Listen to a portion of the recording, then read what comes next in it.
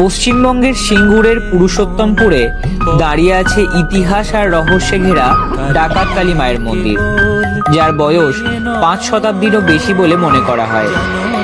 লোককথায় শোনা যায়, কুখ্যাত রঘু ডাকাত বা গগন সর্দার এই স্থানে তান্ত্রিক উপাসনার মাধ্যমে মা কালীর আরাধনা করতেন।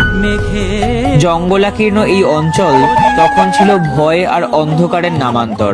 এক জনপ্রিয় কাহিনী জড়িয়ে আছে এই মন্দিরকে কেন্দ্র করে। শোনা যায়, অসুস্থ শ্রী রামকৃষ্ণ পরমহংসদেবকে দেখতে যাওয়ার পথে মা সারদা দেবী এই স্থানে ডাকাতদের মুখোমুখি হন, আর সেই অলৌকিক ঘটনার পরেই রঘু বা গগন ডাকাত প্রতিষ্ঠা করেন এই কালী মন্দির। প্রথমে ঘটেই পুজো হতো মায়ের, পরে বর্ধমানের মহারাজার স্বপ্নাদেশে নির্মিত হয় প্রতিমা ও মন্দির। লোকমুখে শোনা যায়, একসময় নরবলির মতো ভয়ঙ্কর প্রথাও এখানে প্রচলিত ছিল।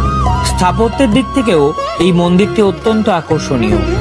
আটচালা গঠন, দেওয়ালে পোড়ামাটির সূক্ষ্ম লতাপাতা এবং বিভিন্ন দেবদেবীর মূর্তি, বিশেষ করে বিষ্ণুর দশাবতার খোদাই করা রয়েছে। মন্দিরের গর্ভগৃহে স্থাপিত রয়েছেন প্রায় 9 ফুট উচ্চতার দেবী মূর্তি।